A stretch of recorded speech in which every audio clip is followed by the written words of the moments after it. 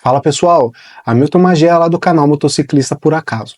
Antes de entrar no assunto de hoje, vou pedir para vocês aquela moralzinha lá, quem puder, curte, comenta, compartilha, se inscreve no canal aí, tá? Dá essa moral pra gente.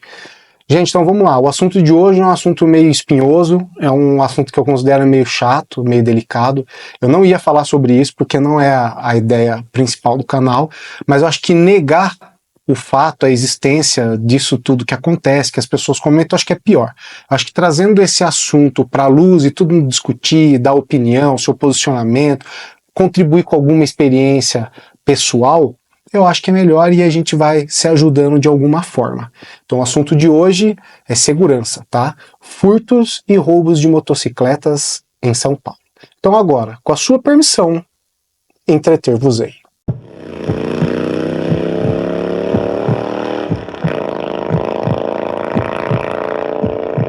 Vamos lá.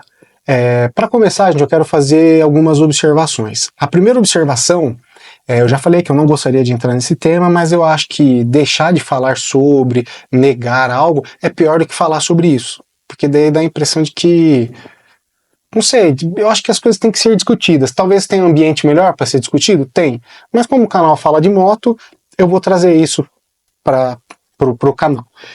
Então vamos lá, antes de qualquer coisa eu quero dizer que esse é um assunto que a gente vai discutir de segurança, mas a gente tentar evitar a politização disso. Por quê? Porque eu vejo, principalmente em outros canais que abordam esse tema, o pessoal entra em questões políticas nos comentários e discutir política é a mesma coisa que ficar andando em círculo. Você não chega em lugar nenhum. A gente, eu me incluo nisso, o brasileiro discute política igual futebol. Você acha que o seu é melhor que o do outro e tem que ganhar. E eu acho que não é essa a ideia, isso não é interessante abordar esse assunto dessa forma. Então vamos lá, não quero falar sobre política, não estou politizando, não quero encontrar culpados e nem a solução para o que está acontecendo. Vamos debater o que está acontecendo, beleza? Outra observação, toda vez que eu vou falar sobre moto, eu falo que eu não sou mecânico, que eu não tenho experiência e nem conhecimento técnico sobre determinados assuntos. Que é para deixar bem claro que quando eu falo sobre isso, é opinião de usuário, de proprietário, e pode ser que eu fale um monte de bobagem. Não que eu seja o dono da verdade no que eu vou falar agora, mas o que acontece? A gente vai abordar um assunto que eu tenho um pouco de conhecimento, porque eu sou formado em Direito, eu sou pós-graduado em Direito Penal, advoguei durante um tempo, e hoje eu integro os quadros da Superintendência da Polícia Técnico-Científica do Estado de São Paulo. Eu sou perito criminal concursado já há alguns anos. Então assim, não que eu não cometa falhas e nem que eu seja o dono da verdade, mas esse assunto é um assunto que eu vou poder trazer um pouco mais de conhecimento técnico e de poder contribuir um pouco da vivência e da experiência que eu tenho na prática, no mundo real. Não são ideias, nem leitura de jornal. Algumas coisas que eu vou trazer aqui são coisas que eu presenciei e vou me basear também em uma matéria, eu acho que é da UOL, mas motos eu acho que deve ser um canal dentro do site da UOL, de dia 16 de maio, ontem. Esse vídeo está sendo gravado dia 17 de maio. Eu até nem ia falar sobre esse assunto, eu fiquei maturando, pensei muito sobre isso, e aí eu cheguei a essa conclusão de que era melhor eu poder tentar contribuir com isso, abrir espaço para as pessoas comentarem aqui, quem sabe a gente faz uma live, as pessoas falam de experiências, porque acho que nada como pessoas que já tiveram experiência, ou delas mesmo, ou do familiar, ou amigo próximo, de trazer tudo isso, tá? Então é basicamente isso. Vamos lá. Eu queria começar esse assunto não falando da segurança especificamente, mas falar das motos da Royal. Por quê? Primeiro que eu fui proprietário de uma Meteor, fiquei com ela aproximadamente 7 meses, e porque são motos, tem toda a proposta delas, são muito bonitas, charmosas e tudo mais, mas são motos que são muito procuradas para aquisição por causa do valor de aquisição, que é um valor ok no mercado nacional, comparado com as outras montadoras. Como elas não são muito visadas, elas conseguem entregar um valor de seguro praticável no mercado, tá? Só que eu tenho visto alguns canais no YouTube falando sobre isso, principalmente sobre a Hunter. Então assim, Não que eu ache normal, mas existe uma correlação de ter tido um aumento das pessoas falando sobre subtração, vou colocar aí furto e roubo, de Hunter, porque ela é uma moto recém-lançada no mercado. Então a gente começou a ver agora, eu acredito que possa ser isso. E ao mesmo tempo não. Por quê? Porque eu não me lembro de ter visto esse movimento no mesmo período de lançamento da Meteora e da Classic. Então pode ser sim que a Hunter se torne uma moto mais visada que as demais. Primeiro que realmente a Hunter é muito bonita. Da Royal, eu acho que não é o meu estilo de moto, mas eu acho que é a moto mais bonita. O design dela, ela é mais esguia, ela é mais fininha. Ela, por ser mais leve, eu acredito que ela ande um pouco mais e seja mais ágil que as outras. E isso vai entrar em duas categorias que eu vejo nessas questões de subtração de motos, que é a subtração destinada ao mercado de peças e a subtração em que a pessoa quer por ostentação, ela quer aquele objeto de desejo, ela vai fazer o que a gente sabe aí, vai tirar a placa, vai empinar, vai levar para o baile e essas outras coisas. E a Hunter, eu tive algumas situações em que a unidade que eu trabalho fez vistorias em algumas Hunters, não foram muitas, mas também não foram poucas, em que elas não estavam depenadas, elas estavam danificadas e acredito que tenha sido por causa disso. Elas foram subtraídas, elas foram utilizadas e aí a forma como foi recuperada eu não sei se foi uma apreensão mediante perseguição policial ou elas foram abandonadas e elas foram encontradas depois. Esse tipo de informação eu não tenho. Eu sei que elas estavam danificadas. Então foram subtrações destinadas a essa questão. Agora o que eu vejo, como elas estão vendendo, as motos da Royal no geral estão vendendo bastante, e agora com esse aumento de preço, tanto da aquisição quanto da manutenção, eu não sei se isso vai refletir também no pacote de peças. Porque o que acontece, as motos mais roubadas, mais furtadas, mais subtraídas são da Honda. Porque vende muito. Aí a pessoa muitas vezes ela não quer comprar peça na concessionária e ela acaba se recorrendo a um outro mercado. Seja na internet ou seja em lojas físicas. E é aquilo, fica complicado. Porque pode acabar acontecendo uma receptação mesmo que a pessoa não tenha esse conhecimento. Muitas vezes a pessoa é levada, ela é induzida em erro. Ela acha que ela está comprando uma peça ok, às vezes o valor nem é tão abaixo do mercado, e ela acaba adquirindo e é isso que fomenta o mercado, certo? Então eu não sei se a Royal pode acontecer isso, a gente tem que acompanhar, porque caso isso ocorra, o primeiro sintoma que a gente vai perceber vai ser o aumento do seguro. Espero que não, mas vamos acompanhar. Então, antes de eu passar para a leitura aqui da matéria da UOL, que fala sobre as 10 motos mais subtraídas, vamos falar um pouquinho sobre essa subtração que tem como finalidade, digamos assim, a ostentação. Ela não vai para o mercado de peças. A pessoa vai usar e depois vai descartar. Vai abandonar em algum lugar, alguma coisa do tipo. E nesse caso específico, eu confesso que eu não vejo solução nenhuma, tá? A não ser que quem tem condições contrate segurança armado para andar junto e tá sempre em comboio, em um conjunto de motos. Até porque eu já vi pessoas que fretam caminhão, até baú fechado, para levar as motos para um determinado lugar, chegando lá, desce as motos e vai fazer o rolê. Ou então, como eu já vi também no interior, inclusive na cidade de Jundiaí, alguns estabelecimentos são tipo de umas garagens. Aí o cara adquire uma moto, deixa a moto lá, ele vai de carro até essa garagem, e lá ele pega a moto, sai do rolê, guarda a motoca e depois volta de carro para a capital. Então, assim, nesse sentido, cara, realmente a vida de quem mora em São Paulo é difícil, porque o cara trabalha a vida inteira, ele estuda, ele se esforça às vezes para ganhar uma promoção, ou se ele é empresário, ele mete marcha no trampo dele, para ele poder adquirir um bem que ele deseja, que ele sonha. E, cara, em São Paulo ficou meio complicado mesmo. É igual muita gente fala, até meio que um jargão, quando você sai com esse tipo de moto, você tá com um alvo nas costas. E principalmente porque, como eu tô falando, eu tô evitando de falar certos termos, eu tô falando de subtração, porque são furtos e roubos. Furto é quando subtraem o seu bem, você largou ela em algum lugar estacionado, você voltou, não tá mais lá. E roubo é quando envolve violência e grave ameaça. E a gente sabe, eu não vou entrar nesse assunto, e a gente sabe como tá perigoso, cara. Inclusive, situações que, infelizmente, as pessoas acabam até perdendo a vida, meu. Tá um negócio de louco mesmo. Eu, mesmo morando no interior, mais próximo à capital, eu não teria uma moto dessa, tá?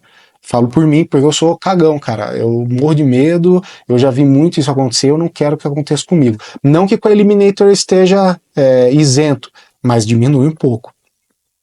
Então, gente, em relação a isso, eu não vejo solução. Se alguém tem alguma ideia, ou já pensou em algo, eu não vejo, somente isso. Ou se o cara tem bala na agulha mesmo, contrata escolta armada para andar com ele, ou andar em grandes grupos, ou um e outros, dois juntos. Porque fora isso, tá bem difícil mesmo. Agora, em relação à matéria, depois quando eu for editar o vídeo, eu vou tentar lembrar de deixar o link aí, vocês vão poder acessar a matéria, vocês leiam ela na íntegra. O título é Roubos e furtos de motos em São Paulo sobem no primeiro trimestre. Veja as mais visadas. Então aqui eles comparam, né, o primeiro trimestre de 2024 com o primeiro trimestre de 2025. Eles falam que em 2024, 6.759 ocorrências foram registradas no período. Então ainda tem isso, gente. Esses números todos, até porque o Estado não tem bola de cristal, o poder de visualizar as coisas. Tudo isso aqui é aquilo que é registrado. Vamos lembrar, cara. Deve ter casos que não é registrado? Com certeza. Então é muito mais provável que esses números sejam maiores do que menores. Foram registrados no período, enquanto em 2025 foram contabilizadas 7.547, um aumento de 10,5%. Cara, se for ver em um ano, é bastante coisa. A moto mais roubada foi a Honda CG 160, com 2.414 ocorrências, frente a 2.126 em 2024. Então o que a gente pode extrair disso aí? O que dá mais visibilidade na mídia? Infelizmente, gente, e outro que eu tô falando, não vamos politizar isso aqui, beleza? A gente está discutindo dados objetivos, coisas concretas. Porque quando a moto de luxo ela é subtraída, causa uma certa comoção, e principalmente porque, né, geralmente é alguém de posse, uma família que tem condições e tudo mais. Porque se vocês forem ver, nenhuma dessas motos está nem entre as 10 mais visadas, mas, como várias outras coisas que a gente sabe na mídia, é o que dá Ibope, é o que dá engajamento, é o que faz o algoritmo trabalhar. É assim, nós não vamos mudar isso, então vamos trabalhar com o que a gente tem. Então, vamos lá. Daí tem estatísticas, falam aqui dos bairros mais perigosos, aí vocês leiam aí. Aí isso aqui eu achei muito interessante. À noite é o período do dia com mais casos registrados. 3.127, à frente da tarde com 1.500, ou seja, o período em que tem maior número de subtrações é o dia. O segundo é a tarde. Só que do dia para a tarde já quase dobra. Quase dobra não, dobra esse valor. Depois a madrugada com 1.245 casos e o período da manhã com 1.110 casos. Então, não tem pra onde correr, tá? Então, beleza. Os 3 dias da semana mais perigosos aferidos no período foram sexta-feira, com 1.283 ocorrências, quarta-feira, com 1.278 e quintas-feiras. Então, ó, sexta, quarta e quinta. Então, digamos que seria mais tranquilo de segunda a terça. Desculpa, de sábado a terça-feira. Mas são dados, né? São números. Os números são, com certeza, uma métrica, é uma forma de a gente analisar tudo isso, mas os números são muito frios, né? A gente trabalha com eles, mas tem que saber levar outras circunstâncias em consideração. Então, as motos mais roubadas e furtadas em São Paulo no primeiro trimestre. Primeira, CG 160, com 2.414 ocorrências. Yamaha Phaser 250, 350 ocorrências. Olha como diminui da CG, que é a primeira 2.400, para Phaser 350. Olha a discrepância do primeiro para o segundo. Terceiro, Honda CG com 348, só que agora é a CG 150. Depois Yamaha XTZ 250, que é a Lander, com 337 casos. Honda CBX 250, a Twister, com 232 casos. Depois Honda XRE 300, 228 casos. A XRE parece que tem uma explosão, tudo porque realmente é uma moto que chama atenção, é uma trailzinha mais alta, com um pouco mais de motor, mas comparada às demais o número não é tão alto. Por incrível que pareça, PCX 150, com 208 ocorrências. Honda NXR 160, Bros, com 172 ocorrências. Honda CG 125, a 125 ainda tem bastante, 161 roubos e furtos. E por último, em 10º lugar, a Yamaha NMAX 160 com 140 casos.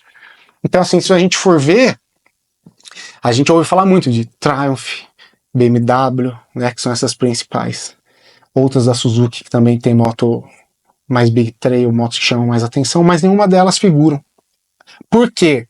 Porque daí entra no segundo caso que eu falei para vocês, que é uma análise minha, eu posso estar errado, vocês falem o que vocês pensam a respeito disso, que é a respeito das subtrações que tem como destino o mercado paralelo de peças, tá?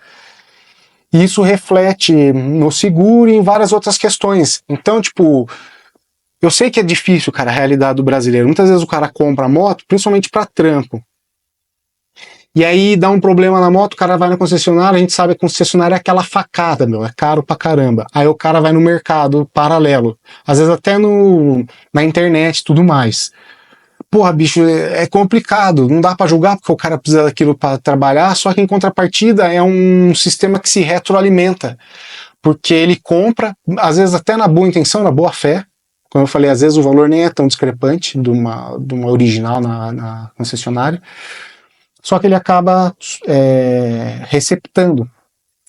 E aí ele retroalimenta isso, amanhã pode ser a moto dele que vai estar sendo subtraída.